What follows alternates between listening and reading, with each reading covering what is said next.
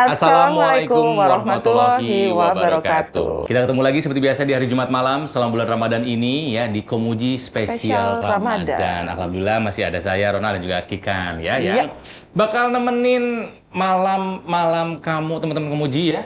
Selonjoran di rumah mungkin habis taraweh tapi nambah ilmu gitu loh. Ya, sekarang kajian bisa di mana saja. Betul Kang Ronald, setuju banget. Dan pastinya malam hari ini seperti biasa Kang Ronald kita akan mengundang dua narasumber, tapi sebelum kita hadirkan di sini, malam hari ini apa sih temanya? Ya. Kita akan membicarakan soal seni berhemat dan hidup minimalis di bulan Ramadan. Kok harus berhemat? Kan dapat THR. Kata financial planner, THR harus dihabiskan. Mungkin mikirnya begitu kali teman-teman Komuji. Kan saatnya kita merayakan kemenangan. Boleh dong beli ini, beli itu, masa nggak boleh? Kok malah disuruh berhemat? Gitu kan? Ya, betul sekali. Jadi untuk kita tahu jawabannya, langsung saja kita hadirkan dua narasumber kita malam hari ini. Ada langsung saya kita panggil nih. Ada yang pertama seperti biasa, beliau adalah Ustadz in-house dari Komuji, Ustadz Ahong. Iya. Wah, ini yang seorang lagi berbahaya sekali ini. Ini curiga akan menjadi durasi terpanjang dalam episode ya Komuji Spesial Ramadan. Ada Mas Sastro Al-Ngatawi. Selamat malam. Terima kasih. Ini lewatnya mana ini? Oh, ini Mas. Oh iya, waduh. Ini bingung saya. Soalnya manggilnya kayak manggil petinju. Oh ya, teman-teman Komuji, kita tentu tahu ya karena pandemi belum selesai. Jadi acara Komuji ini kami terapkan protokol kesehatan. Jadi kami semua sebelum acara sudah melakukan swab tes antigen dan alhamdulillah hasilnya semuanya negatif. Alhamdulillah. Semoga teman-teman Komuji juga selalu mendapat perlindungan Allah Subhanahu wa taala Saya ya. tadi agak panik ya Mas. Kenapa Mas? Begitu hasilnya negatif, waduh, saya khawatir jangan-jangan ini tes kelakuan ini. Hasilnya negatif kan kacau ini kelakuan. Ya jadi izin ya teman-teman Komuji, kami akan membuka masker. Ya. Iya, supaya terlihat wajah-wajah karismatik. Insya Allah. Gitu ya. Haris Ibnu Haris, Ustadz Ibnu Haris alias Ustadz Ahong yang selalu hadir dalam setiap episodenya Komuji Spesial Ramadan. Terima kasih Ustadz Ahong. Tampak gaul sekali ya, baju lebaran ya. Lama banget dong. Ya nggak, kamu kan masih menganut harus beli baju baru mungkin. Baju Ma'arif Award. Beliau mendapatkan Ma'arif Award 2020, jangan salah nih. Ada dari Ma'arif Award dibeliin baju gitu ya? Hah? Enggak, hadiahnya kumpulin, beli sendiri. Keren. Oke Kak Ronald, dan berikutnya ini pasti nggak asing lagi ya kalau teman-teman Komuji yang ngikutin dari awal kajian Komuji di Piknik Kusik terutama, beliau ini sudah beberapa kali kami undang sebagai narasumber. Pastinya malam hari ini telah hadir bersama kita semua ada Dr. Sastro Al-Ngatawi. Terima kasih Mbak Kika. Selamat malam Mas Sastro. Mas Sastro ini juga punya satu grup musik yang pernah ngisi juga di Piknik Kusik dan itu keren banget Kang Ronald. Karena selain membawakan lagu-lagu tradisional Indonesia ya, itu ada satu part yang keren banget di bagian akhirnya itu dibikin medley. Jadi lagu dari seluruh Sabang sampai Merauke itu dirangkai menjadi satu. Oh, itu keren banget. Dan saya kebetulan waktu itu dapat kesempatan untuk menyaksikan langsung dan berkolaborasi langsung juga dengan grupnya Mas Sastro yang namanya Ki Ageng Ganjur. Ya. Apa kabar teman-teman semua itu Ki Ageng Ganjur? Alhamdulillah sehat-sehat Mbak. Alhamdulillah. Di musim pandemi mereka sehat. Alhamdulillah. Baik. Jadi Mas Sastro ini bisa dibilang adalah seorang buayawan ya, kayak ini. Apa gimana? Buayawan? Kurang D mungkin. Oh, budayawan. Budayawan. Ya, dan karena pintar dia juga adalah seorang akademistik gitu ya. Ya. Akademi dan mistik. Oh ya, teman-teman Komuji, supaya seru ya. Jadi kadang kan kalau misalnya kita nonton doang suka lupa ya. Direkam boleh kok. Silahkan, mau direkam pakai handphone silahkan gitu kan ya. Tapi sekalian bikin Instastory dong, posting di Instagram kamu masing-masing, di mention @komujijakarta dan di tag 3 teman kamu di Instagram biar makin banyak orang yang tahu kalau Komuji Jakarta ada event ini gitu loh ya. Nah nanti yang kami anggap paling seru Instastory-nya akan ada hadiah dari Laulaka ya. Dari siapa? Dari Laulaka. Oh, itu keren sekali katanya ya. Ini gua juga pakai itu. Hati ya. Ini. Di follow saja @laulaka.indonesia karena tahu nggak Kikan salah satu orang yang saya ajak pertama kali ngobrol mengenai Laulaka, ketika saya belum bikin masih ide, Mas Sastro. Oh, wow. Dan saya merasa terhormat diajak ngobrol waktu itu. Karena diajak ngobrol aja ya, Mas, saya udah merasa terhormat. Karena kreatif. Kreatif. Yang bikin saya pede beliau. Bagus, saya dukung, akan laku. Saya ingat Amin. ngobrolnya waktu itu sama Mas Sastro di sebuah tempat yang sangat eksklusif. Di mana itu? Parkiran Citos. Parkiran Citos. Ketemu di Citos. Citosnya tutup semua karena lagi pandemi. Iya, iya. Mas ngobrol di mana? Kamu di mana? Di parkiran? Ya di situ aja udah. Di parkiran duduk sambil minum kopi. Unik ya proses ini ya di balik cerita di balik Laulaka Indonesia. Iya, dan kalau pakai ini kita jadi pede perasaan. Wih. Iya. Katanya Mas Sastro punya slogan buat Laulaka. Kebetulan saya belum punya. Apa, Mas? Laulaka, wajah biasa jadi luar biasa. Aku nggak tahu antara harus bangga atau terhina ini ya. Nggak mau bangga, mau terhina, yang penting laku dah. Amin, amin, amin. Atau namanya kita ganti jadi Laulaku. Oke. Dan sesuai dengan tema kita malam hari ini, teman-teman, kita akan langsung saja bertanya kedua narasumber kita kali ini. Yang pertama mungkin saya mau nanya dulu ke Ustadz Ahong ya, ini sehubungan dengan hidup minimalis gitu ya, atau cara berhemat, seni berhemat di bulan Ramadan ini. Yang sering terjadi itu adalah, termasuk saya juga ya, jujur aja nih, itu kita kalau mau mempersiapkan buka puasa itu ya, karena badan lagi dalam keadaan lapar, haus, belum lagi memang jajanannya tuh rasanya tersedia dari ujung gang Dan sampai kayaknya enak semua. Enak semua. Pas lagi puasa tuh enak semua. benar, gitu ya. benar banget Kang Ronald. Nah ini biasanya kita kemudian cenderung untuk beli semua tuh berlebih-lebihan karena Betul. rasanya ini pasti bisa dihabiskan gitu. Ini pasti semua kemakan, apalagi buat keluarga, ntar buat anak, buat suami segala macam. Itu sebenarnya kalau dalam Islam seperti apa sih, Ustadz Ahong? Iya.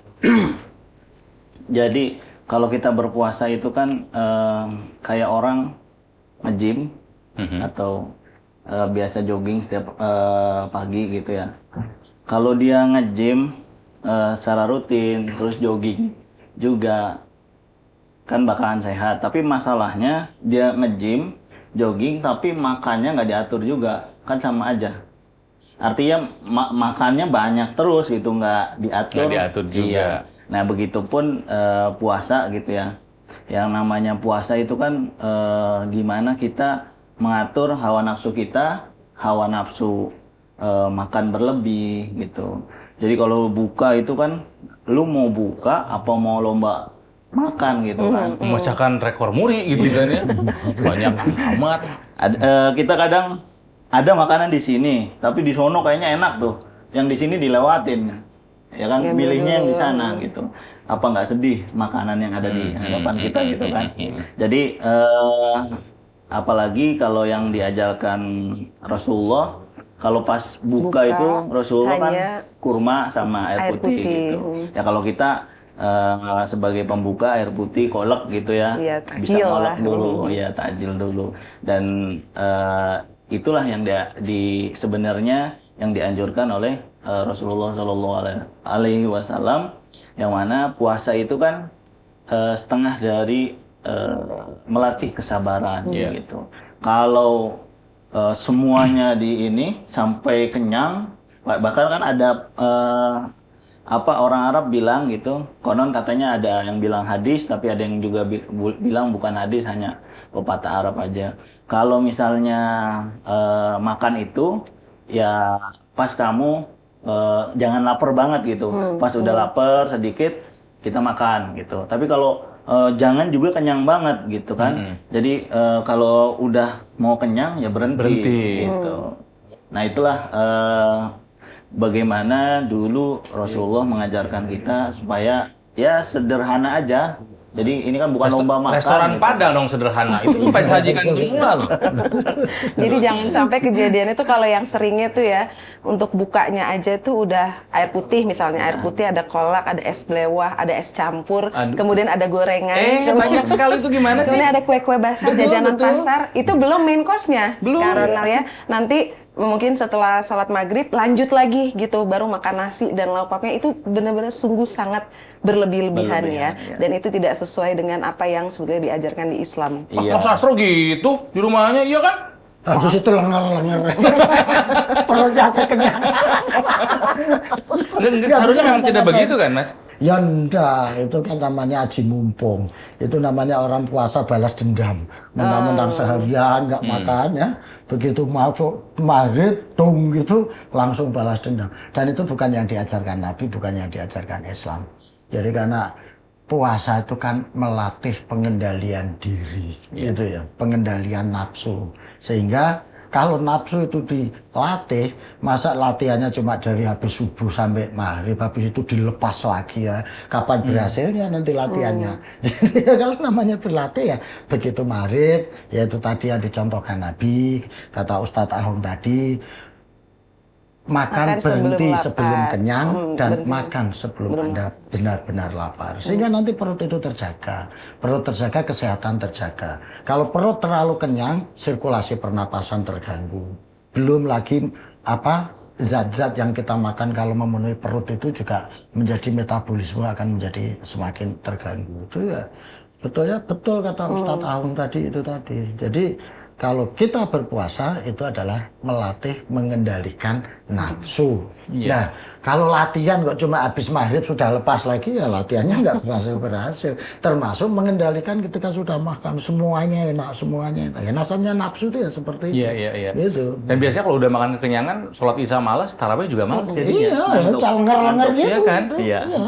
Gitu. Jadi ya karena sudah kekenyangan, mau jangankan ke Allahu Akbar, mau sujud, mau rukuk itu sudah terganjal di situ. Padahal kalau yang dicontohkan Nabi cukup makan kurma 3 biji air putih. Kalau di kita ya singkong 2 potong atau kolak 1 ya mangkok ya sudah cukup. Itu sudah cukup berhenti gitu ya. Enak di perut juga enak. Kita juga enggak begah gitu ya sampai napas saja susah gitu ya. Itu namanya penyakit dicari sendiri gitu. Oke, jadi Ustaz Ahong, Mas Hasto, jadi cara hidup yang ideal, yang baik menurut Islam di bulan Ramadan yang seperti apa sih?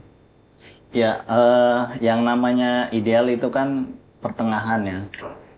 Kalau yang dicontohkan Rasulullah, itu Rasulullah di bulan Ramadan itu lebih, jadi sebelum Ramadan Rasulullah biasa melakukan kebaikan. Nah, pas di bulan Ramadan itu Rasulullah melakukan kebaikan secepat angin topan gitu ya. Nah, itu bukan hanya saja kebaikan yang sifatnya individual, yang sifat sosial, baik kedermawanan Rasulullah di bulan Ramadan itu lebih dari bulan-bulan sebelumnya. Selain ya baca Al-Quran, baca zikir-zikiran, salat tarawih, ya Rasulullah juga mengajarkan kita untuk tetap semangat dalam bekerja, mencari nafkah. Itu juga bagian dari ibadah. Nah, kadang kan orang salah persepsi rajin ibadah individual tapi lupa Dengan sosial. ya dengan sosial lah. Idealnya itu dua-duanya balance gitu. Ya, jadi ketika kita selama ini sudah merasa berbuat baik, di bulan Ramadan diperbanyak, dipersering. Gitu karena Nabi yang kita sudah tahu akhlaknya paling mulia, ibadahnya paling bagus, di bulan Ramadan lebih-lebih dari itu, gitu kan ya? Iya. Diperbanyak porsinya. Gitu kan Mas Astro ya? Lah yes no. Iya dong gitu. Iya dong. Iya yes no. Ya, kalau di Jogja tuh lah iya no gitu. Yes no. Udah yes tapi no, ini gimana? Jadi karena puasa itu memang bulan yang spesifik. Tuhan selama 1 tahun memberikan 1 bulan khusus di mana bulan itu adalah bulan bonus. Bulan yang memberikan kesempatan bagi kita untuk berbuat amal, di mana berbuat amal di bulan Ramadan itu diberi balasan-balasan yang lebih spesifik, maka itu ya harus digunakan sebaik-baiknya, gitu. Maka kalau di hadis Nabi kan man shoma ramadhana imanan wahtisaban ghufira lahu ma taqaddama min dzanbi. Barang siapa yang berpuasa di bulan Ramadan imanan wahtisaban, secara berkeyakinan dan berbuat baik, berbuat yang memberikan kemaslahatan bagi umat, ya maka dosa-dosa yang tahun lalu itu dihapus. Akhirnya ini menjadi bulan yang khusus, gitu. Jangan malah dibalik. Udah kita maksiat aja 11 bulan, ntar nanti pas puasa kita serius, kan nanti kita diampuni. Itu berpikir yang kebalik. Ya kalau masih kita ngumani bulan Ramadan lagi. Betul. Nah kalau enggak, nah dengan demikian, karena puasa ini adalah kesempatan yang diberikan Allah kepada kita, gunakan sebaik-baiknya menjadi sumber inspirasi, menjadi tempat berlatih, sehingga 11 bulan ke depannya ini ada asa, ada bekas dari kita berpuasa itu, gitu. Mas, tapi kalau misalnya kita kan puasa kan dari kecil, Mas. Ya, Tapi sampai tua masih bandel aja. ya. Berarti puasanya latihannya nggak pernah bener dong ya? Nah ya itu, makanya sudah dikasih latihan 1 bulan aja masih nggak benar, apalagi kalau enggak. Nah makanya itu yang perlu diperbaiki adalah, karena ini bulan latihan, orang berlatih kan memang tidak langsung sekaligus berhasil. Iya. Ya, makanya selagi belum berhasil ya Anda harus melakukan Latihan itu lagi terus, latihan itu terus. Makanya Allah memberikan siklus selama 1 bulan itu untuk memberikan yang belum bisa berhasil, belum bisa sampai kepada suatu kebaikan-kebaikan secara menyeluruh dalam dirinya, kasih kesempatan. Nah gitu ya, karena seperti itu. Teman-teman Komuji coba dipikirkan jujur sama diri kamu ya, latihan kamu puasa. Udah melewati berapa puluh Ramadan? Ayo. Nah, itu. Ada peningkatan ke tahun ke tahunnya? Saya malu nggak ada. Kayaknya saya juga ini jelek. Ini kayaknya yang mantus jadi ustadz dia deh. Kan gaya aja ini. Biar kayak orang betul. Iya. Kenapa, Tan? Iya, biasanya kan sesuatu yang sesuai SOP itu kan bakal hasilnya bagus gitu ya. Nah, tadi Kang Ronald bilang kok kita puasa tapi masih bandel aja gitu. Sholat tiap hari bandelnya juga tetap. Nah, biasanya kayak gitu kan nggak sesuai SOP. Kita puasa, iya puasa nahan lapar, nahan haus, tidak berhubungan intim dengan dengan pasangan kita gitu. Nah, tapi di sisi lain, misalnya kita di bulan puasa masih suka dengki sama orang gitu, iri sama orang, lisan kita nggak bisa dijaga, bahkan di media sosial pas bulan puasa kita malah Mulut dikunci, jempol main. Iya. Sama. jadi kan, kalau hadis Nabi dulu kan kul khairon aw liyasmut, katakanlah yang baik atau kamu diam gitu. Ya kalau sekarang kan mainnya main medsos gitu kan. Ya update status yang baik, kalau nggak bisa ya udah jangan update gitu. Iya. Ya Kang. Ya. Hati-hati, sosmed itu ladang dosa loh sekarang. Betul. Dan Nabi pernah mengingatkan loh, kamin so'imin, beberapa banyak orang yang puasa, dia melakukan ibadah puasa, tapi tidak memperoleh apapun, tidak meroleh sesuatu apapun dari yang dia puasain itu, kecuali hanya lapar dan dahaga doang, gitu loh. Karena apa ya, itu puasanya masih menebar hoak, puasanya masih menebar fitnah, puasanya masih menebar kebencian pada sesama. Itu artinya puasa hanya apa? Sekedar menahan lapar dan dahaga. Jadi artinya kul khairan aw liyasmut itu memang tagnya berkata baik atau diam. Artinya apa? Ya bukan, jangan gara-gara ini kan Nabi cuma mengajarkan berkata doang, jempolnya kan enggak. Karena artinya kata itu kan substansi dari hadis itu adalah jangan menyakiti orang, jangan ghibah, jangan menebar kebencian, jangan bikin sakit hati orang. Pada saat itu memang karena belum ada HP, belum ada WhatsApp, ya mulut yang dianggap seperti itu, tapi substansinya itu adalah menahan diri untuk tidak berbuat sesuatu yang melanggar syariat maupun etika norma sosial yang menyakiti orang. Intinya gitu. Ya biasanya kan media sosial juga kan ladang buat silaturahim. Ramadan buat silaturahim. Tapi kadang ya tadi ada yang menebar hoak. Itu padahal teman kita juga sebenarnya. Bahkan ulama tuh membolehkan kita memblok gitu ya orang-orang yang menebarkan kebencian di mana psikis kita ini keganggu gitu. Lagi puasa, terus kalau kita baca, Aduh, malah jadi emosi baca itu, blok aja lah. Nah itu nggak termasuk hal yang memutus silaturahim. Itu ada uzur syar'i namanya, uzur yang diperbenarkan oleh syariat Islam. Ya. Makanya dalam kaidah fikih itu kan ada berlaku hukum darul mafasid muqaddam ala jalbil masalah. Jadi mencegah kerusakan itu harus lebih didahulukan daripada mencari manfaat. Ya bersilaturahmi, berhubungan itu baik. Tapi kalau berhubungan itu ternyata teman yang kita ajak bergaul, teman yang kita ajak bersahabat itu membuat kerusakan dengan menebar hoax, menebar fitnah, ya itu tadi, ya itu diblok saja untuk darul mafasad, mencegah kerusakan lebih jauh. Itu loh. Itu kaidahnya. Sufi dari Mesir itu kan Syekh Ibnu Athaillah bilang jangan temani orang-orang yang perkataan dan tindakannya itu tidak membuatmu dekat dengan Tuhan gitu. Dekat dengan kebaikan gitu. Ya buat apa puasa tapi masih benci sama orang? Buat apa puasa? Ya artinya bukan udahlah daripada gue ini nggak puasa gitu kan. Ya kita latihan dengan berpuasa itu semoga lisan, tangan kita. Kadang orang ada benci sama anjing, oh anjing najis. Padahal perkataanmu itu yang lebih najis daripada anjing apabila menyakiti hati orang lain gitu. Itu kita tidak sadari. Keren. Oke, baik. Nah, ini kita kembali lagi sedikit Kang Ronald tadi ngebahas soal berlebih-lebihan itu ya. Salah satunya contohnya kalau lagi bulan puasa paling sering itu saat mau beli makanan berbuka gitu. Apakah artinya kalau dalam Islam tuh boleh nggak sih kalau jadi pelit gitu, Yai? Ya nggak boleh. Nggak boleh ya? Nggak boleh. Pelit itu paling dibenci Nabi. Bukankah itu termasuk hemat? Beda, pelit dengan hemat itu beda. Ya, jadi begini. Nabi itu pernah bersabda dalam satu hadisnya, rusaknya manusia itu karena 3 hal. Satu, pelit yang ditaati, ya. Yang kedua, hawa nafsu yang dituruti.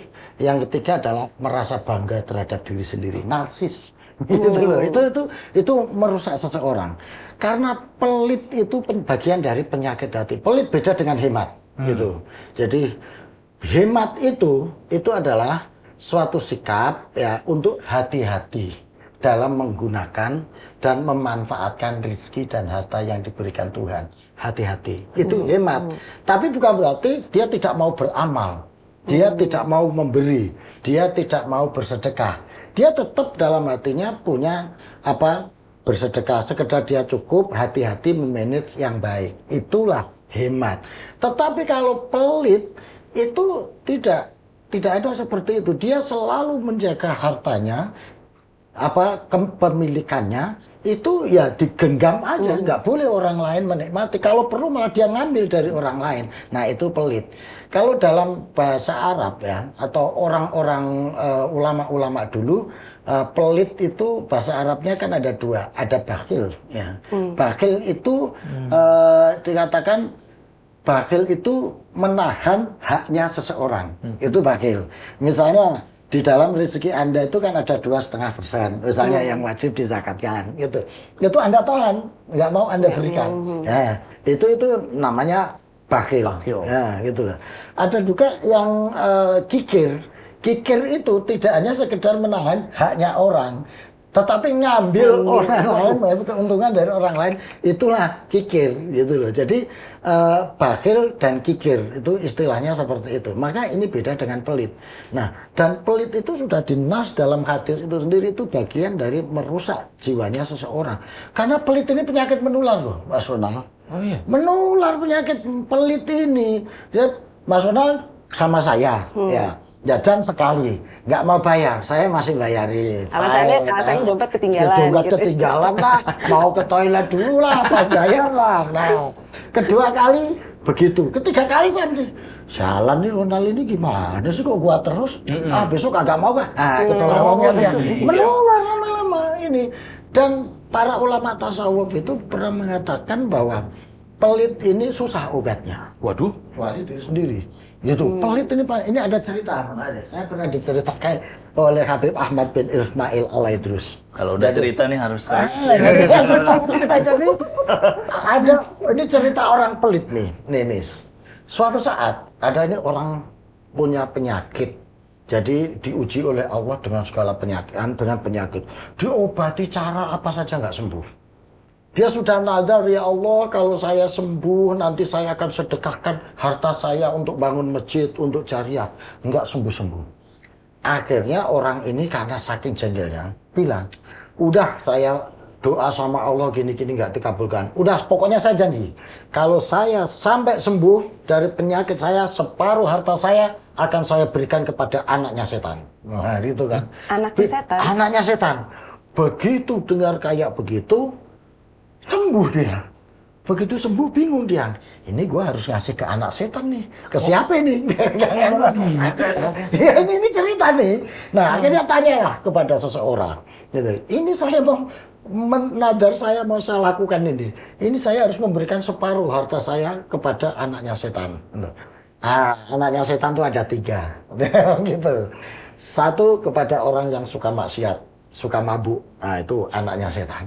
Nah, yang kedua adalah orang yang suka zina. Wah, itu anaknya setan. Yang ketiga orang pelit. Nah, gitu kan. Hadir di situ. Gitu. Ya ampun. Nah, akhirnya dia datanglah kepada orang mabuk itu. Pemabuk itu didatengin. Nih, gua akan memberikan kamu harta saya sekian. Wan, kenapa ente ngasih harta ke aneh? Dia ngomong gitu kan kira-kira. Ya karena saya nadar kalau sakit saya sembuh, saya akan berikan harta saya kepada anak setan. Nah, ciri-ciri anak setan itu orang yang suka mabuk. Kagak, gua kagak mau, gua tobat aja kalau kayak gitu. Nah, dia nggak mau terima harta itu, tobat. Nah, dan datang lagi kepada orang yang suka zina, sama. Kenapa ente memberikan uang ke saya? Ya, karena ini kan saya udah berjanji untuk memberikan anak setan. Berarti gua anak setan. Ya katanya begitu. Enggak. Saya nggak mau, mendingan nggak dapat harta saya daripada saya jadi anak setan. Nah, ketemu orang pelit. Ini dia nih. Lu beneran nih mau kasih gue? Nyoleknya ke gua sih. Enggak, ini contoh. Oh, itu. Nah, siapa tahu bener kan? Emang kenapa gitu tuh? Nah, gua nadar. Kalau penyakit saya sembuh, gua mau kasih anak setan. Nah, anak setan itu salah satunya orang pelit. Oh gitu ya? Iya. Ya udah, kalau gitu kasih semua juga mau. Nggak apa-apa jadi anak setan, yang penting dapat harta. Nah, itu kelakuan orang pelit itu sampai kayak gitu itu. Vaksinnya apa kalau pelit itu adalah penyakit? Ya, penyakit hati. Ya, vaksinnya apa dong? Ya harus hati. Kan penyakit hati, vaksinnya ya harus dengan hati. Dia harus berlatih, dia harus mencoba. Pernah begini, ya, orang datang ke suatu ulama tasawuf. Dia bilang, aku pengen mengobati sakit hati saya atau penyakit pelit saya. Ente punya duit berapa? Banyak, sampai 5 miliar harta saya ada. Lu bawa 100 juta, pergi dengan saya, gitu. Oke, 100 juta dibawa. Emang untuk apa ini? Ntar untuk ngobati pelit ente. Keliling. Begitu ada pengemis. Wah, sedekah, man. Mana uang ente? Ada. Loh, katanya mau ngobati sini uangnya. Kasih 100. Jangan 100.000, 1 juta. Jadi orang pelit itu ibaratnya antara kemelekatan hati dengan hartanya dia itu kayak duri dengan sutla. Jadi dicabut itu susah banget dan menyakitkan. Dan dia harus tahan rasa sakit ini kalau dia mau sembuh. Jadi ngasih duit 100.000 aja dia udah, aduh duit 100.000 bisa jajan 2 hari ini kayak gitu. Masa dikasihkan orang minta-minta. Nah si Syekh ini mintanya 1 juta gitu. Wah itu seperti sakit hatinya. Nah kalau dia nggak mampu bertahan dengan rasa sakitnya itu nggak akan sembuh. Dia harus tega dengan sakitnya itu. Maka yang obati ya dirinya sendiri sebetulnya. Seperti itu, Bapak. Iya. Aduh. Masalahnya banyak yang nggak sadar kalau dirinya punya penyakit hati itu. Nah, itu. Kadang atas nama hemat. Itu atas nama hemat. Dia mau sedekah. Itu gua masih susah sedekah. Sedekah itu bukan soal punya nggak punya, tapi soal komitmen dan etos. Anda nggak punya, kalau sedekah mesti punya, karena nggak ada ceritanya orang sedekah kok nggak punya itu. Makanya orang tasawuf mengatakan harta kamu, milik kamu itu adalah yang kamu berikan kepada orang lain. Itulah harta kamu itu. Yang kamu punyai, yang kamu anggap kamu punyai, yang ada di diri kamu, itu nggak kamu punyai, nggak milik kamu, itu titipan ke diri kamu. Yang kita berikan. Yang kita berikan itu ke orang lain. Itulah yang hakikatnya yang jelas-jelas milik kita itu. Yang ada di Anda itu titipan. Yes or no? Makanya Yes.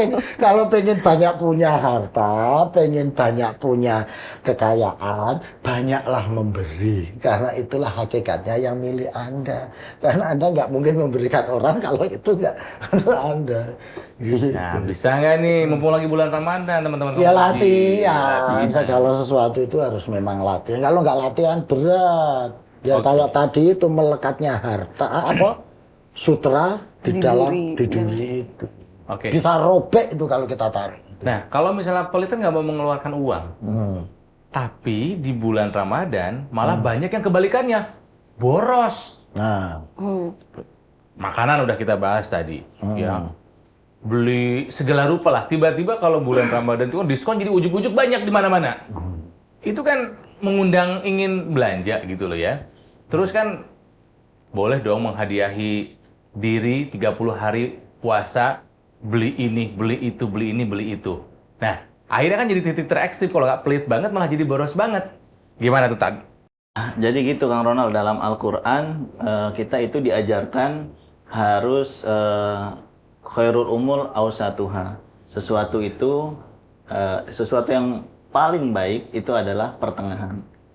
Gitu. Dan sedang-sedang saja. Nah, artinya perilaku konsumtif itu kan nggak baik. Nggak baiknya karena kita itu harus dalam memanage ekonomi itu, dalam memanage ekonomi keluarga harus ada sesuatu yang prioritas dulu gitu. Nah, ketika keluarga sudah terpenuhi, kemudian tetangga kanan kiri di bulan Ramadan itu juga kita bagi dengan harta kita yang kita miliki.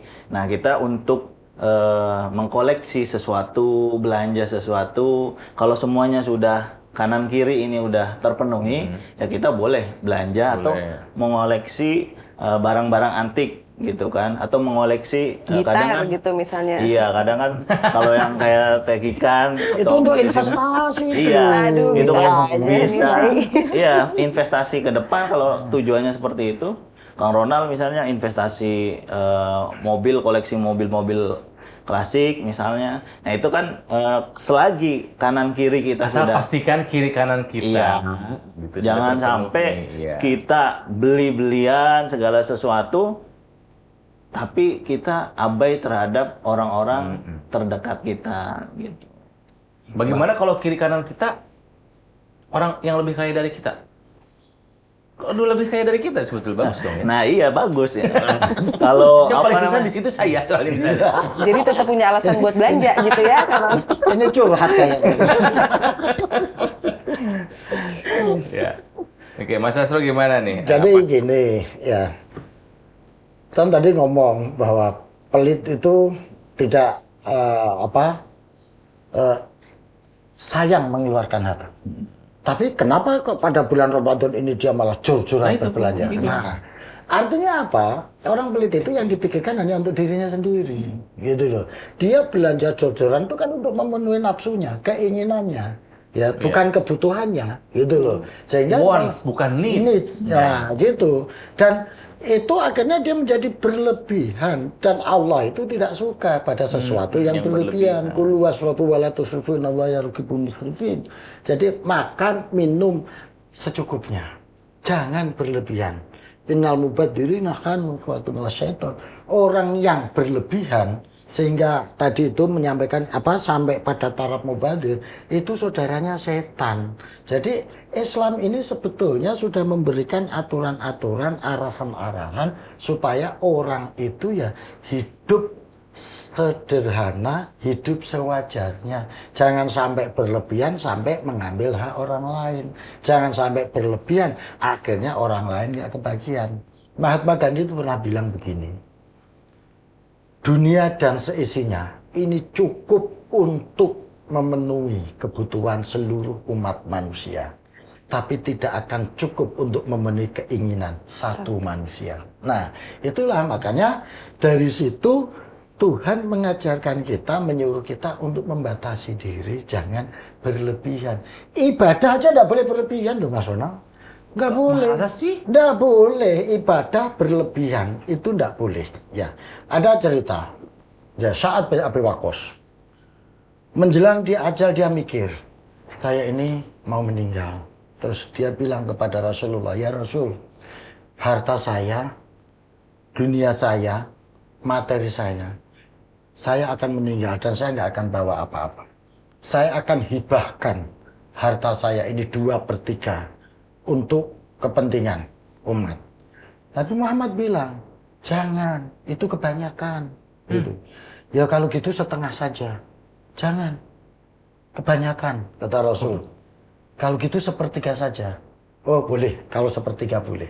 Nah berdasarkan hadis inilah, maka para fuqaha membatasi bahwa maksimal orang boleh menginfakkan hartanya, mentasarufkan, menghibahkan hartanya itu maksimal 1/3 hartanya. Nah, artinya tidak boleh berlebihan, gitu, tidak boleh berlebihan. Ya, Anda berinfak, Anda mewasiatkan harta, semuanya tidak boleh. Karena Rasul pada saat itu mengatakan begini, Allah lebih suka kamu meninggalkan ahli waris yang kuat secara ekonomi, bukan ahli waris yang miskin yang kemudian meminta-minta. Nah, jadi artinya apa? Ini kita juga harus berpikir kepada keluarga anak kita, jangan sampai gara-gara agama, gara-gara kita ingin beribadah berlebihan sampai menyengsarakan anak cucu sehingga hartanya dia nggak kebagian.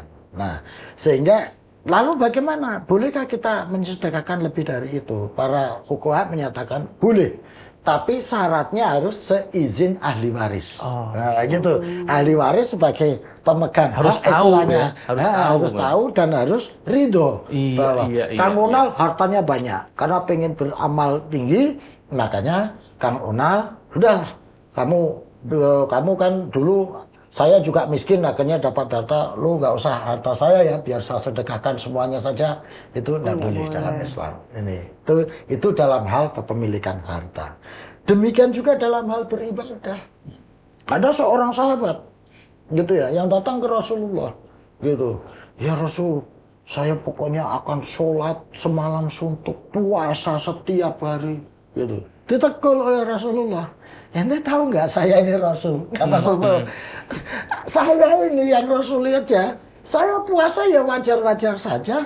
Sholat malam ya wajar-wajar saja. Nggak kemudian semalam suntuk kita sholat dan lain sebagainya. Nggak boleh seperti itu. Anda nggak boleh menyiksa diri, membebani diri secara berlebihan hanya gara-gara ingin dekat dengan Allah. Nggak boleh. Jadi berlebihan itu memang nggak boleh, gitu loh. Dalam hal beribadah, apalagi dalam hal yang terkait dengan kepentingan sosial, ibadah sosial. Contohnya ada, dulu ada sahabat Mu'adz bin Jabal. Mu'adz bin Jabal ini sholat.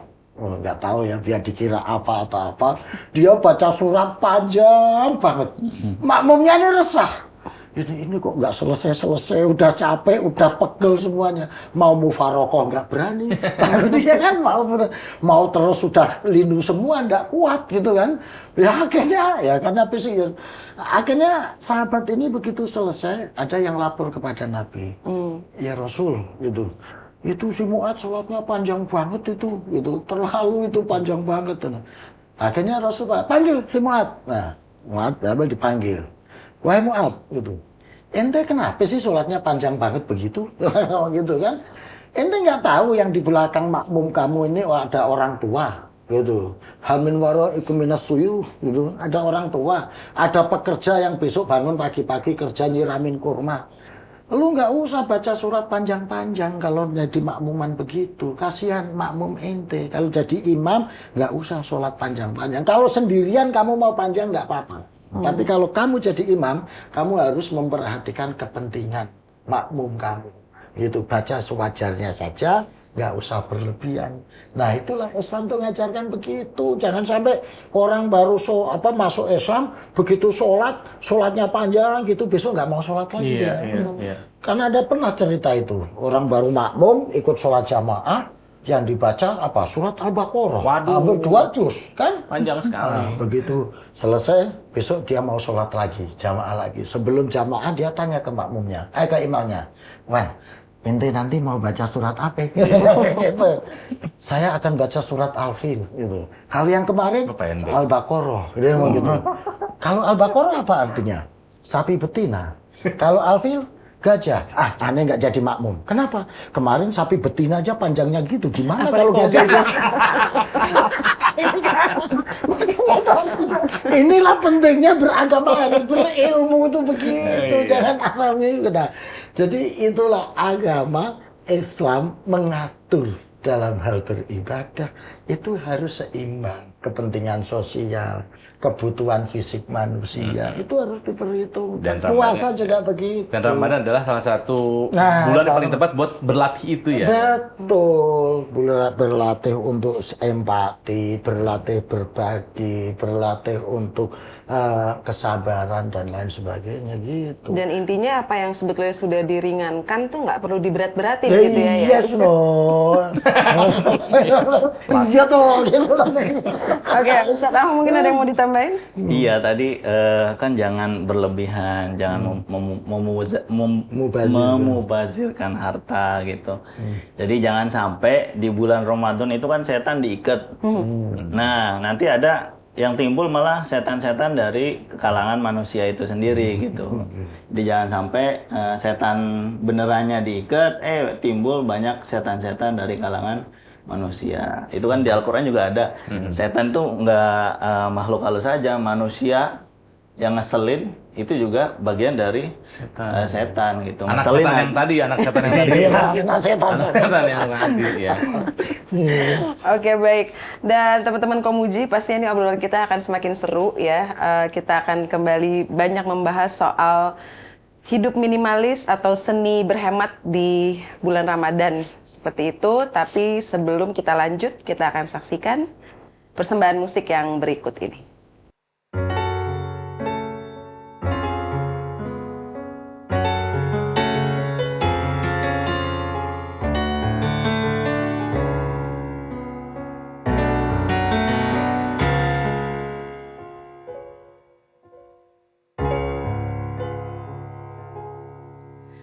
Akan datang hari mulut dikunci,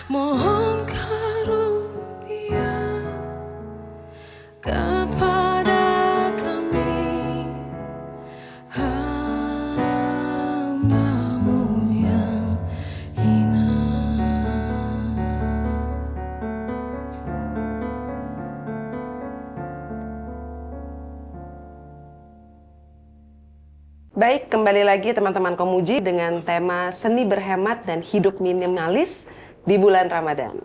Ya, kalau mengingat Ramadan itu ada satu kegiatan dulu sering kali dilakukan, tapi sekarang lagi tidak ada. Terlebih ini pandemi juga ya. Ingat dulu Ki kan kalau Ramadan suka ada sahur on the road. Ya, SOTR. SOTR keliling-keliling, tapi memang sambil membagikan makanan, ada yang bagi sembako, bagi pakaian dan sebagainya. Cuman mengalami pergeseran makna ya, seringkali Betul, betul. SOTR malah bikin resah. Iya. Bikin macet, tawuran, malah jadi ngaco. Akhirnya waktu Iya. itu kan banyak pemerintah daerah yang melarang SOTR, sahur on the road. Padahal niat awalnya bagus, Baik. peduli kepada sesama, berbagi pada sesama. Iya. Yang memang harus diperbanyak di bulan Ramadan ini, gitu kan, Kikan ya. Nah, yang harus diasah juga menurut saya di bulan Ramadan ini adalah sikap peduli terhadap sesama. Betul kan?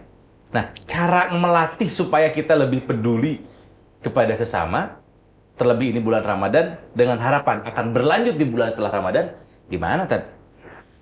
Iya, kita tahu bahwasanya apa yang diberikan oleh Allah termasuk harta kita itu adalah anugerah.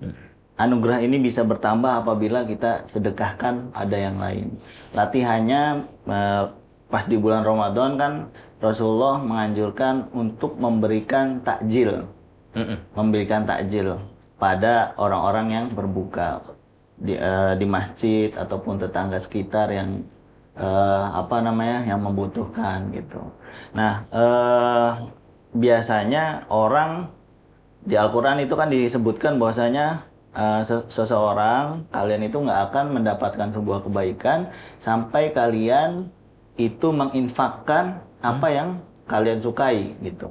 Artinya latihannya itu jangan menunggu kita uang lebih banget, kaya banget gitu ya. Untuk berbuat baik itu ya memang menginfakkan apa yang kita lagi sukain itu kan berat banget. Berat banget lagi disuka-sukain terus Harus dikasih iya, paling enggak kita ada berlebih sedikit gitu. Harus berlatih seperti itu. Jadi berlatihnya jangan nunggu kaya dulu. Jangan nunggu kita uangnya banyak dulu gitu. Ya peduli pada sesama itu ya dilatih dengan cara itu. Oke, Ustadz Ahong ini saya mau nanya ya, bagaimana kalau kondisinya tuh yang sebaliknya, karena ini pernah betul-betul kejadian gitu ya. Bagaimana kalau situasinya itu adalah katakanlah si suami atau kepala keluarga ini dia tahu bahwa kondisi ekonomi keluarganya tuh serba ngepas gitu, pas-pasan bahkan sebenarnya cenderung kurang, tapi dia tetap ngotot untuk enggak, pokoknya saya tetap harus bersedekah, saya tetap harus, padahal sebetulnya istilahnya untuk besok mau sahur apa aja misalnya, mau beli makan sahur aja tuh masih nggak tahu pakai apa. Itu gimana sih hukumnya kalau dalam Islam? Nah, saya ingat cerita di zaman Rasulullah, ada salah seorang sahabat yang melakukan hubungan intim di siang hari gitu.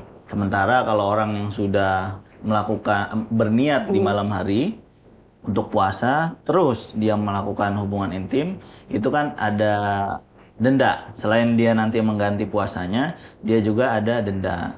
Nah, dendanya itu sahabat itu curhat ke Rasulullah. Saya begini melakukan hubungan intim Rasul. Ya udah, gampang, tinggal bayar denda aja gitu kan, nanti diganti puasanya.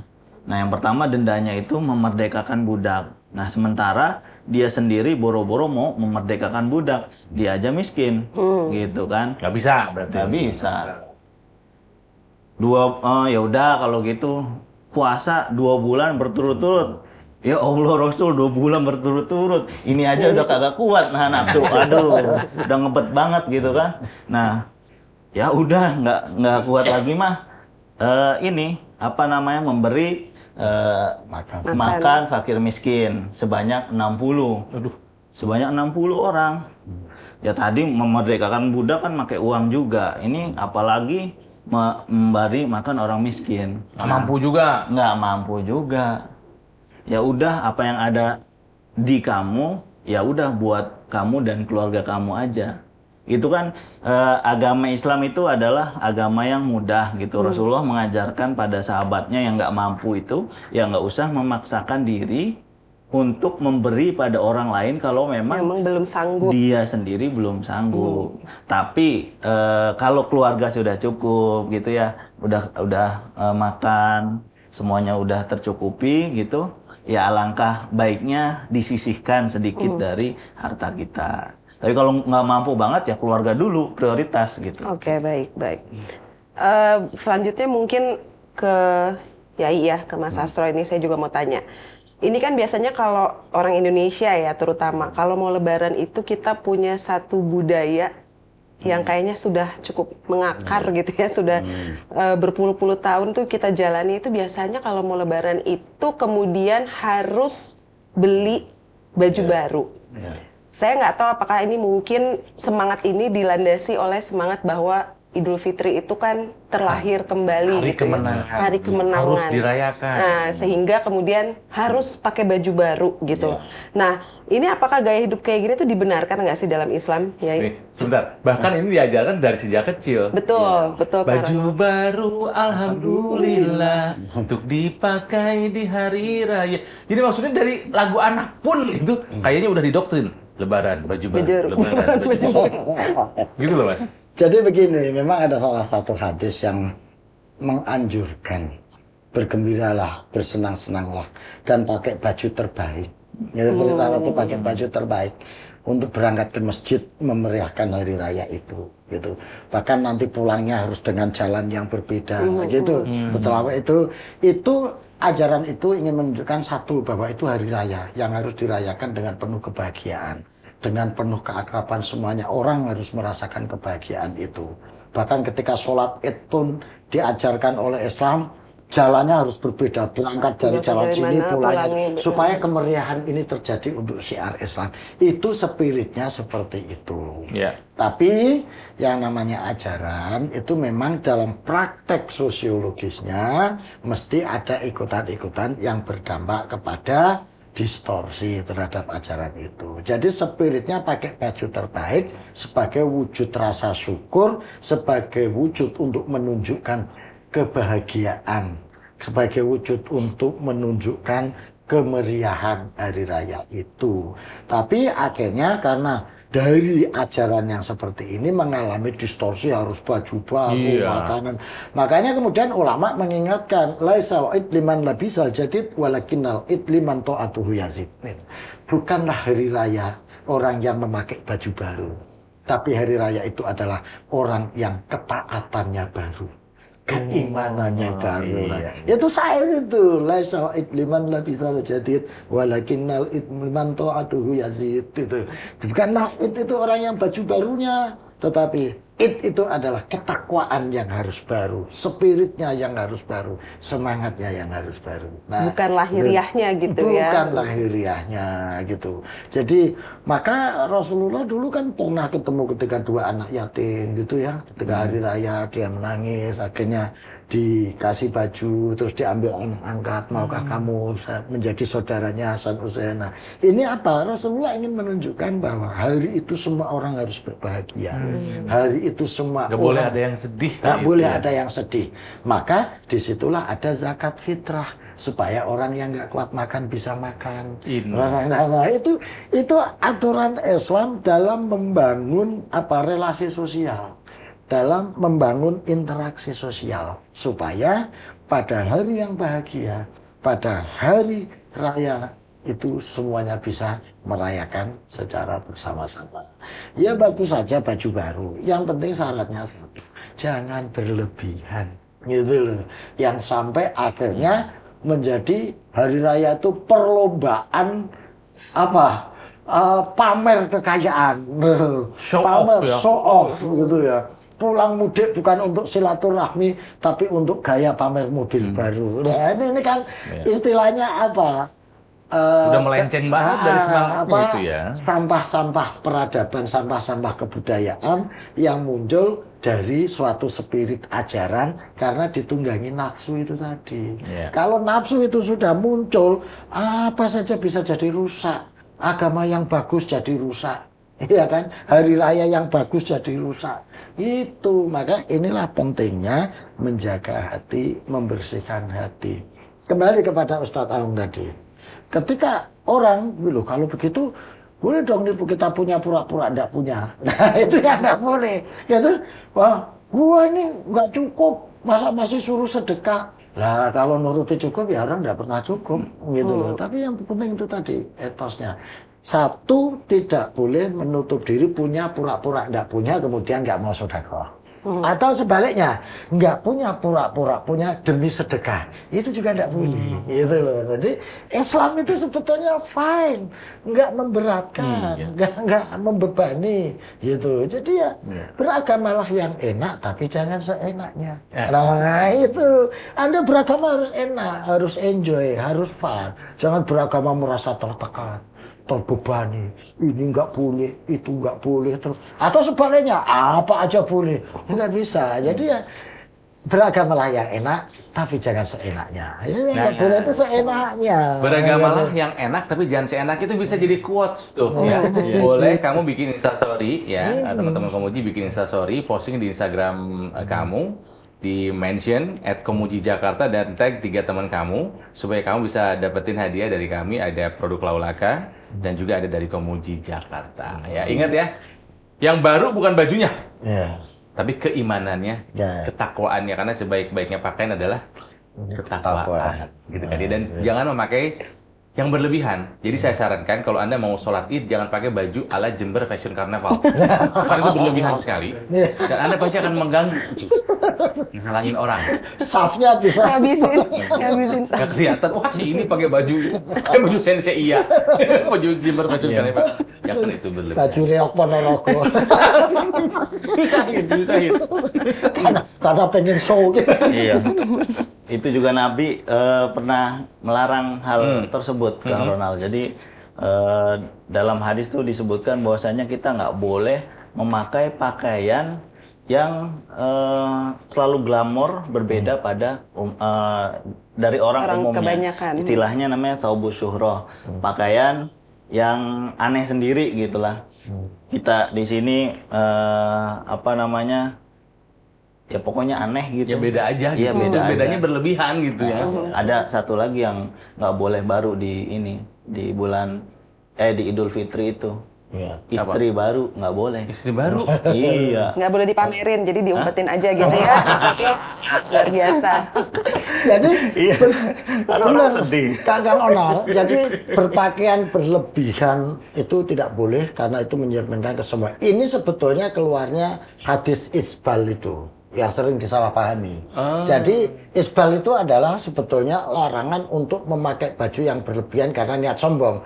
Kan itu yang sering dijadikan argumen saudara-saudara kita untuk kemudian pakai celana cingkrang karena memang ada hadis yang mengatakan barang siapa yang membuat pakaian sampai menutupi Di bawah. telapak mata kakinya, maka dia akan masuk neraka. Sebetulnya hadis itu intinya itu bukan soal sampai menutup kaki, tapi menghindari orang sombong. Iya. Karena ketika hadis itu keluar, Abu Bakar juga tanya, tapi saya biasa pakai pakaian yang sampai menutup mata kaki. Nabi menjawab, nggak apa-apa kalau itu nggak diniati untuk sombong. Jadi ini kadang kita baca hadis, memahami hadis itu ya harus mesti asbabul nuzul dari hadis itu sehingga tahu kontekstualnya. Karena kalau nggak tahu kontekstualnya kemudian menafsirkan itu tafsirannya jadi beda.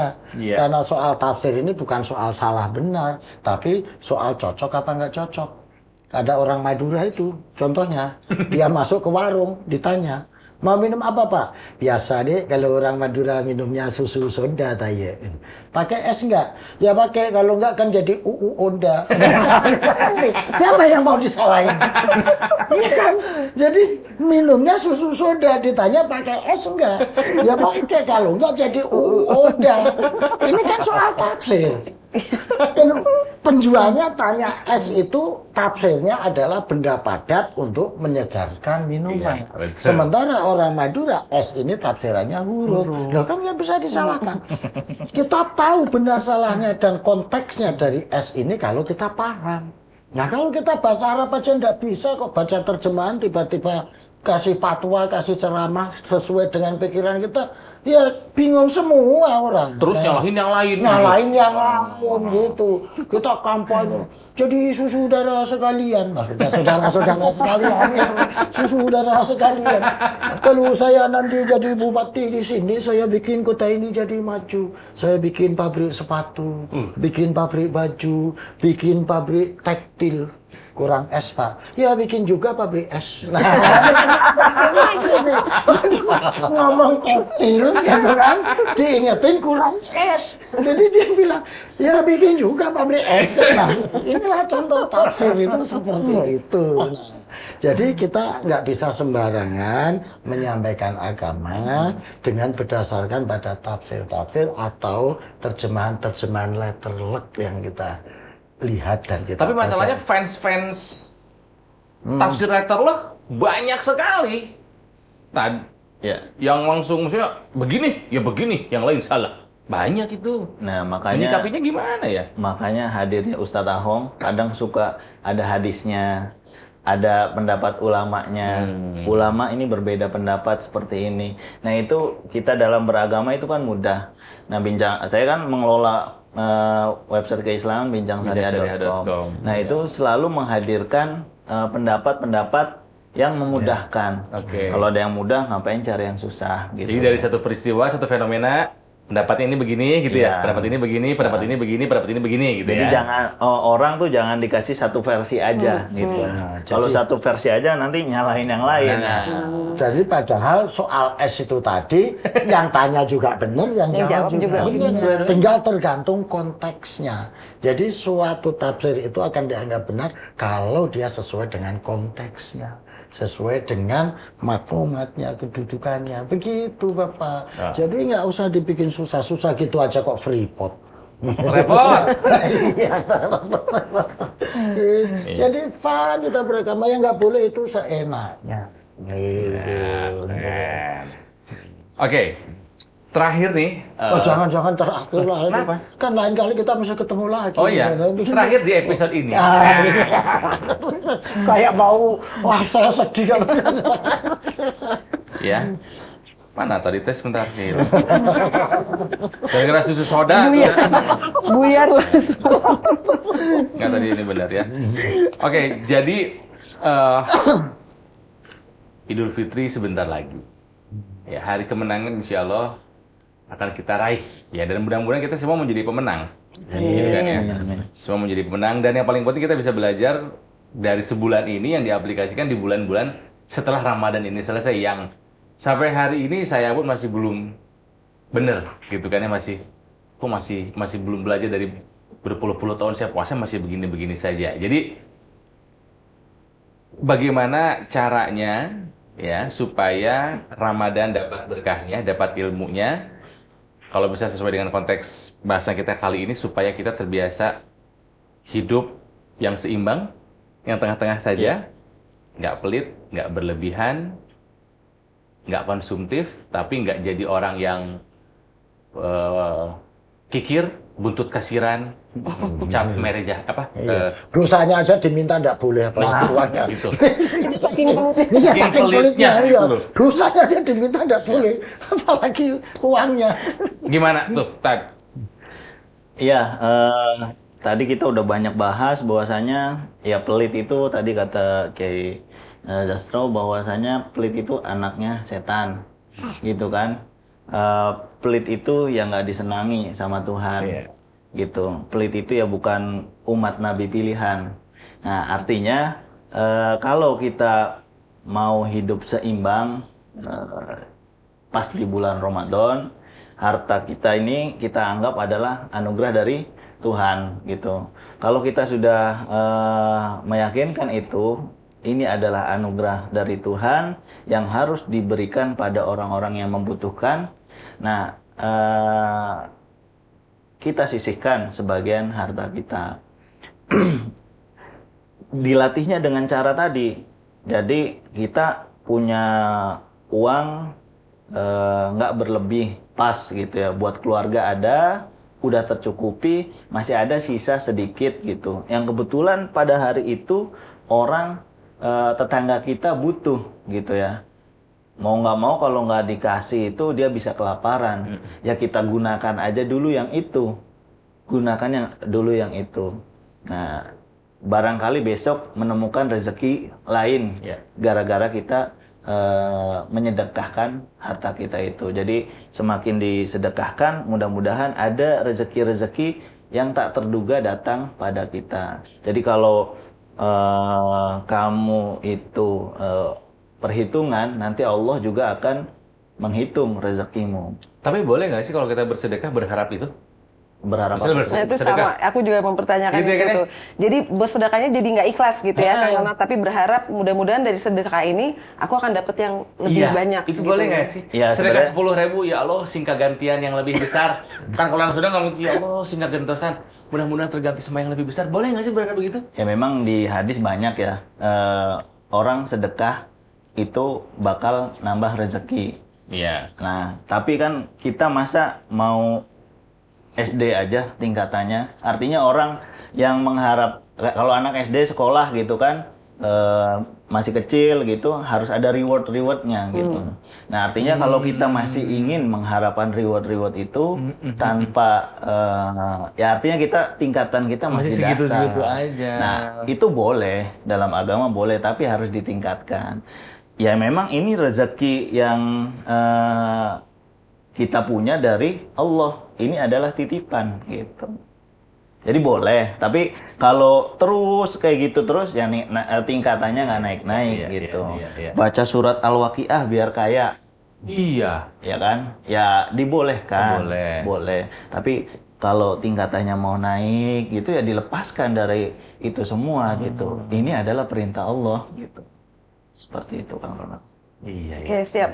Ya, mungkin ada yang mau ditambahkan ini sehubungan dengan tips-tips supaya kita terbiasa hidup seimbang, nggak pelit tapi juga nggak berlebih-lebihan. Gitu. Jadi kalau pelit itu kan soal hati. Makanya keseimbangan di dalam hati itu harus memang cara melatihnya. Kalau para ulama-ulama tasawuf itu adalah dengan cara menjaga hati dari sesuatu atau dari hal-hal kebendaan. Imam Junaid, ada suatu cerita sufi itu kan, ketika Imam Sufi ini kan kaya raya. Imam Junaid al-Baghdadi ini kaya raya. Jadi padahal dia selalu menganjurkan orang itu jangan sampai melekatkan hatinya kepada harta. Gitu. Nah, akhirnya orang itu tanya, "Ya Syekh, Anda ini kan selalu mengajarkan kita untuk tidak cinta harta, untuk tidak terpukau oleh kemewahan dunia. Lalu kenapa Anda punya kaya raya seperti ini?" Ya udah, ayo kita jalan-jalan. Ente bawa air ini, gitu ya. Jangan sampai air ini tumpah sedikit pun, gitu. Oke ya? Ya oke. Jalan keliling, diajak keliling taman, lihat yang macam-macam gitu. Nah, setelah dilihat itu sampai dia tanya, "Kamu tadi lihat apa? Lihat nggak taman yang indah itu?" "Enggak." "Lihat nggak gedung yang mewah itu?" "Enggak." "Kenapa?" "Karena saya konsentrasi melihat menjaga air ini." Nah, itulah. Anda boleh kaya, Anda boleh memiliki apa saja, tetapi jangan pernah kamu tautkan sedikit pun hati Anda itu ke harta, kepada kepemilikan itu. Apa caranya? Konsentrasikan jiwa kamu, hati kamu kepada Tuhan. Dan itu memang harus dilatih. Itu satu. Yang kedua, latihannya adalah memberikan, kalau tadi ya dibilang, sesuatu yang paling Anda cintai, yang paling Anda sayangi, yang paling Anda berarti untuk dilepaskan. Itu lepaskan. Itu lepaskan. Karena nanti kalau Anda terbiasa begitu, akhirnya biasa kamu. Gitu loh. Sedekah kok 1 juta berat ya. Gitu. Kalau gitu saya harus sedekah 1 juta. Gitu loh. Biar nanti saya nggak merasa berat kalau sedekah 500.000, 200.000. Tapi syaratnya Anda harus mampu. Jangan memaksa. Gitu loh. Jangan memaksa. Gitu. Anda sudah mampu punya mobil, Anda sudah masa sedekah 1 bulan 2 juta aja kita berat. Misalnya kayak gitu. Udah, itu harus dilatih seperti itu. Karena ini persoalan hati. Persoalan hati itu harus dibiasakan. Semakin Anda biasakan, itu akan semakin menjadi terbiasa. Kalau Anda biasa ngangkat 100 kilo, ngangkat 50 kilo itu biasa. Tapi kalau Anda biasanya ngangkat 2 kilo, ngangkat 10 kilo aja rasanya sudah menjadi berat. Nah, hati itu juga seperti itu, gitu. Jiwa itu juga seperti itu, gitu. Makanya kadang ada orang hasilnya pas-pasan bisa sedekah banyak terus ya. Ya karena dia memang fine aja, terus udah terlatih begitu, gitu. Nah, ini kalau di sosiologi namanya habitus. Habitus itu adalah proses pembiasaan diri sehingga hidupnya ya menjadi seimbang. Itu satu. Yang kedua, biasakan diri kumpul dengan orang susah. Supaya Anda bisa tergerak hatinya, hidup jiwanya untuk berkah. Kalau yang dikumpulin Ustadz Ahom terus, yang nggak pernah susah, ya fine-fine aja hidup ini kayak nggak ada masalah. Coba kumpulin orang yang pemulung di jalan atau bisa jadi loh orang seperti itu hidupnya lebih bahagia dari kita. Karena kalau kata Ki Ageng Surya Mentaram ya, ini seorang filosof Nusantara. Kebahagiaan dan penderitaan itu batasnya sangat tipis sekali. Orang yang dekat dengan penderitaan itu hakikatnya dekat dengan kebahagiaan. Orang yang dekat dengan kesulitan itu hakikatnya dekat dengan kemudahan. Contohnya sederhana, orang nggak pernah makan nasi, nggak pernah makan sate gulai, makannya cuma nasi putih sama garam aja setiap hari. Hari itu dia makan sate gulai, itu sudah bahagianya, nikmatnya luar biasa. Kang Onal yang biasa makan beef steak, makan macam-macam, sate gulai nggak ada nikmatnya sama sekali. Nah, itu dekat dengan penderitaan, itu dekat dengan kebahagiaan. Dekat dengan kesulitan, itu dekat dengan kemudahan. Nggak pernah pegang duit. Pegang paling sehari 10.000. Hari itu dia pegang uang 1 juta. Itu rasa mudahnya dia. Itu seperti Kang Onal habis tanda tangan proyek 3 miliar. Sama kebahagiaannya. Nah itulah maka biasakan. Itu akhirnya Anda jadi seimbang gitu dalam hidup itu. Begitu. Gimana orang susah ya cari Nah, itu. Daftar. Kalau ini bukan, ini orang susah dia memang gitu. Susah apa? Susah cari jodoh, susah cari apa begitu. Oh, yang itu. Ya, ibaratnya begitu. Ada di sini. Ini teman-teman memang ketawa-ketawa, tapi di balik ketawa-ketawa kami berempat ini tentu ada sesuatu yang sekarang mungkin lagi teman-teman pikirkan ya, dan memang itu tujuan dari kami. Komuji ini kan kalau kajian ya nggak perlu sampai harus kening sampai berkerut gitu. Kata-kata boleh, main musik juga silakan, tapi kan isinya daging semua barusan. Iya, jangan daging doang lah, yang nggak punya gigi, nggak punya minyak. Oke, baik teman-teman Komuji, pastinya kita masih akan melanjutkan obrolan seru malam hari ini. Tapi sebelum kita menuju ke sesi berikutnya, silakan kita nikmati sama-sama persembahan yang berikut ini. Assalamualaikum warahmatullahi wabarakatuh. Selamat malam teman-teman Komuji, apa kabar semuanya? Senang sekali kali ini saya Kika Namara bisa hadir di sini. Dan kalau biasanya teman-teman selalu lihat saya menjadi host, malam hari ini saya jadi host sekaligus menjadi pengisi acara musiknya. Dan setelah ini teman-teman aku mau bawain satu lagu dari seorang musisi yang pastinya performance-nya sudah sering kita saksikan bersama-sama di kajian-kajiannya Komuji ya. Siapa lagi kalau bukan Kang Panji Sakti. Dia ini adalah seorang singer-songwriter yang sangat hebat, karya-karyanya juga bagus-bagus banget. Dan setelah ini aku memilih satu karya dari beliau yang menurut aku liriknya tuh luar biasa, dan aku tiap nyanyiin lagu ini tuh selalu terbawa menjadi cukup emosional gitu ya. Kita dengerin sama-sama satu lagu dari Panji Sakti dengan Tafsir Cinta.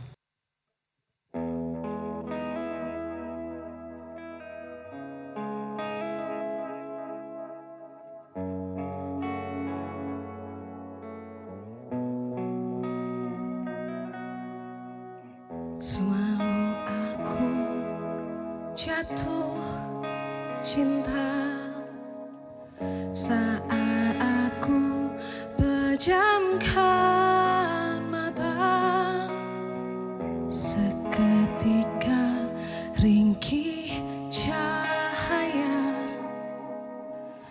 menekuni retakan hati.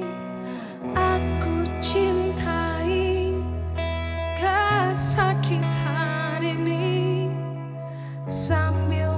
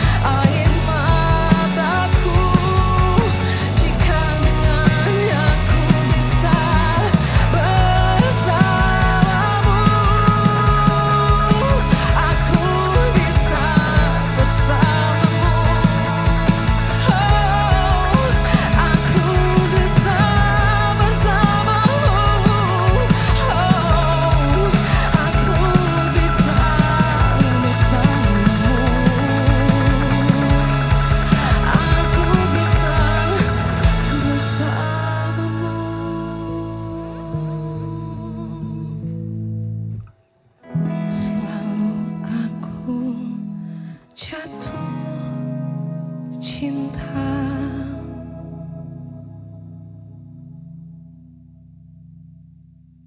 Baik teman-teman Komiji, terima kasih masih bergabung bersama kami di kajian malam hari ini. Pastinya di kajian spesial Ramadan ya, Komuji spesial Ramadan.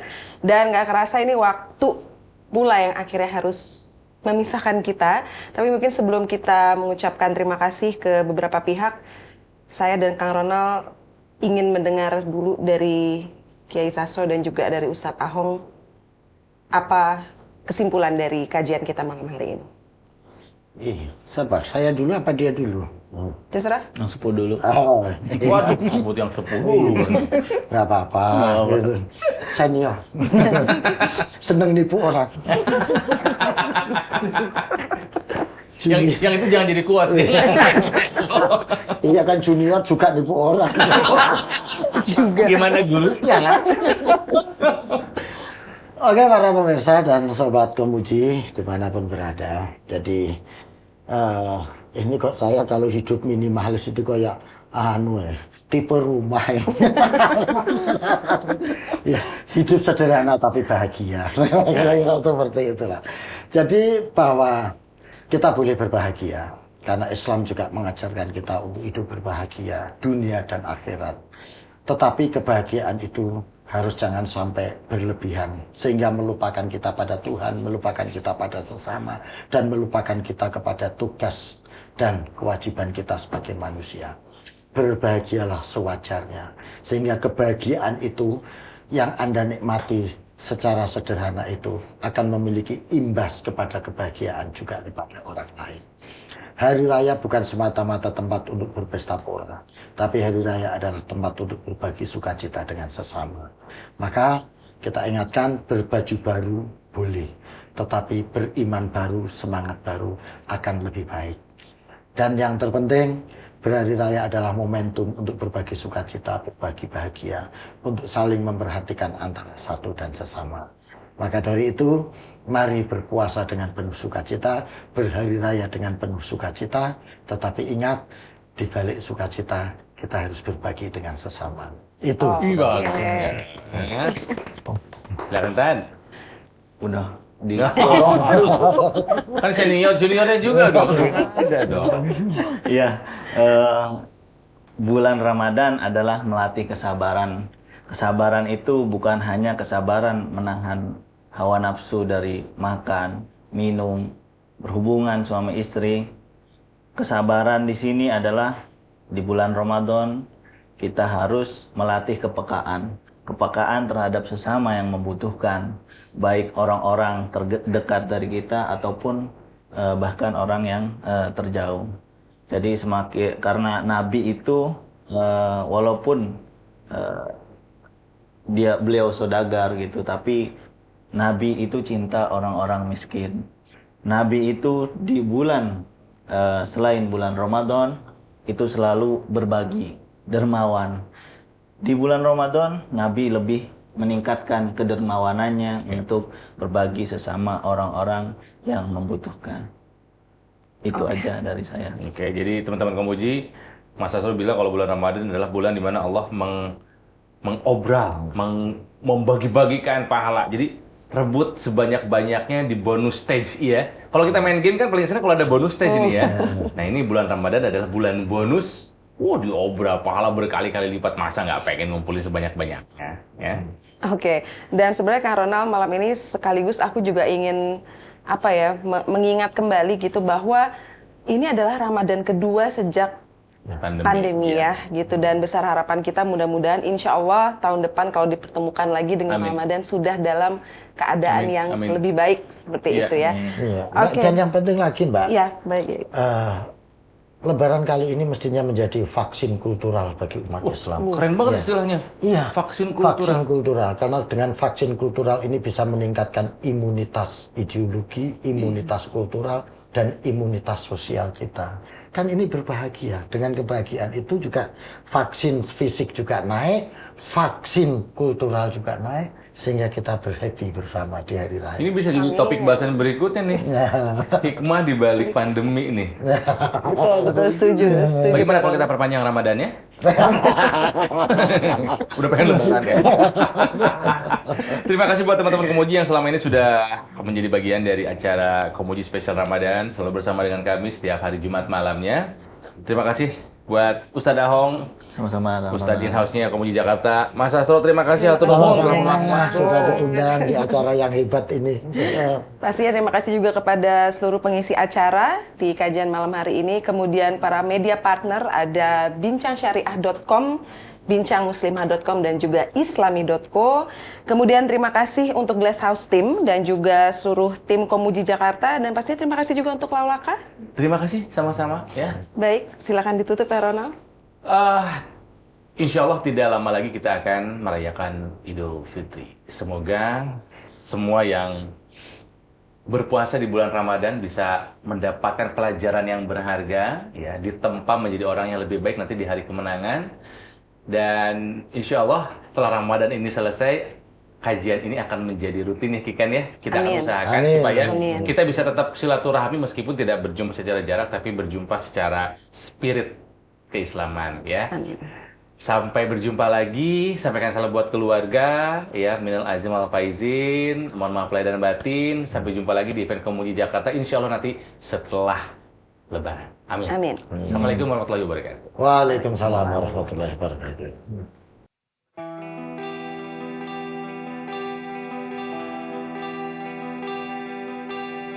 Ketika kau tak sanggup melangkah, hilang arah dalam kesendirian, tiada mentari bagai malam yang kelam, tiada tempat untuk berlabuh, bertahan terus berharap.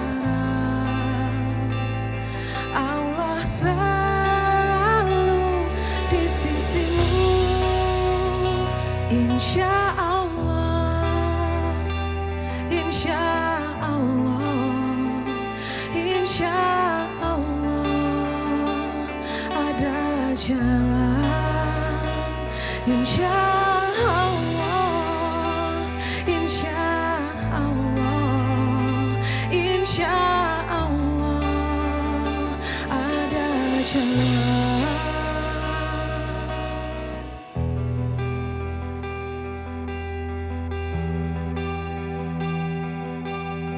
Every time you commit one more mistake, you feel you can't repent, and that is way too late.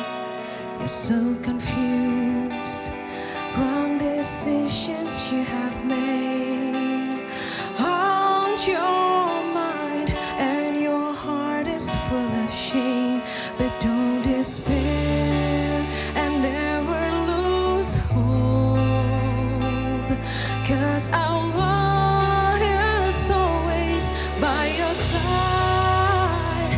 Insya Allah, insya Allah, insya Allah, you'll find a way. Insya Allah, insya Allah, insya Allah, you'll find a way. Turn to Allah, He's never far away. Put your trust in Him, raise your hand and pray. Oh ya Allah, tuntun langkahku di jalanmu, hanya Engkaulah pelitaku. Tuntun aku di jalanmu selamanya.